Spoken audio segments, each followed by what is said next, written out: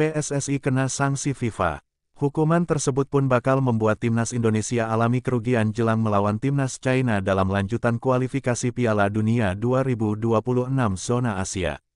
Duel timnas Indonesia vs China diketahui akan digelar di Stadion Utama Gelora Bung Karno SUGBK Jakarta pada tanggal 5 Juni tahun 2025. Dengan sanksi yang kini didapat, jumlah penonton dalam laga itu bakal dikurangi. 1. Sanksi FIFA. Ya, PSSI mendapat 2 sanksi dari FIFA buntut ulah supporter di laga timnas Indonesia vs Bahrain yang berlangsung di SUGBK pada tanggal 25 Maret tahun 2025. Kala itu, FIFA menilai supporter melakukan tindakan diskriminatif saat laga melawan Bahrain. Hal tersebut diungkapkan oleh Exco PSSI, Arya Sinulinga. Arya menyebut FIFA telah mengirimkan surat resmi kepada PSSI yang merujuk pada referensi FDD 2338 tentang pasal 18 terkait diskriminasi. Menurut laporan sistem monitoring FIFA, supporter Indonesia paling aktif di Tribun Utara dan Selatan.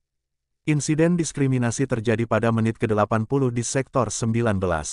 Kala itu, sekira 200 supporter tuan rumah terdengar meneriakkan slogan xenofobia yang dinilai melanggar prinsip kesetaraan FIFA. Jadi kemarin kita sudah dapat surat dari FIFA tentang referensi FDD 2338 pasal 18 diskriminasi.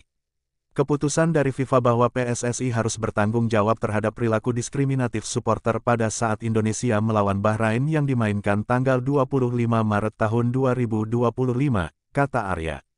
Buntut kejadian itu, FIFA memberi 2 hukuman kepada PSSI.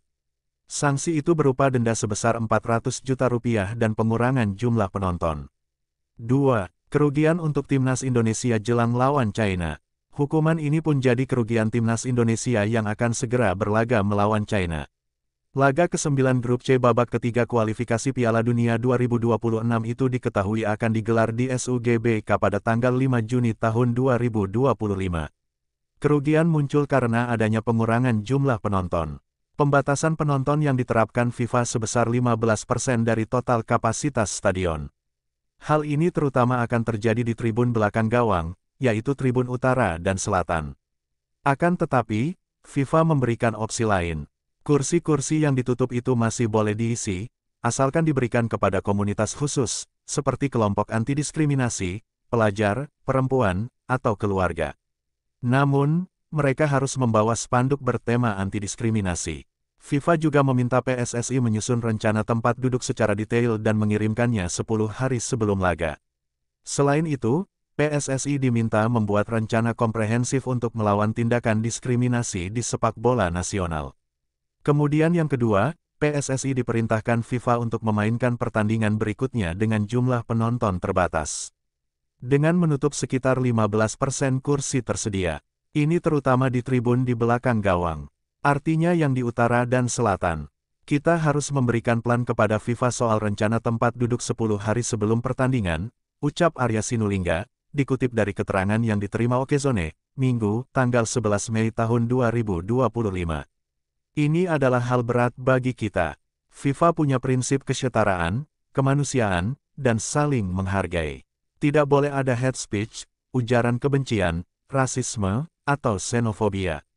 Kita harus tanggung bersama-sama dan mulai melakukan edukasi serta literasi, lanjutnya. Laga melawan China sendiri jadi krusial untuk timnas Indonesia. Sebab, hasil laga itu bakal turut menentukan nasib skuad Garuda dalam jaga asal lolos ke Piala Dunia 2026. Kini, timnas Indonesia masih menempati urutan keempat di klasemen sementara Grup C babak ketiga kualifikasi Piala Dunia 2026 zona Asia. Jika bisa terus pertahankan posisinya, timnas Indonesia akan lolos ke babak keempat kualifikasi. 2 hukuman FIFA untuk PSSI menarik diulas. Hukuman ini sendiri diberikan buntut ulah supporter di laga timnas Indonesia vs Bahrain. Duel timnas Indonesia vs Bahrain sendiri digelar di Stadion Utama Gelora Bung Karno SUGBK Jakarta, pada tanggal 25 Maret tahun 2025.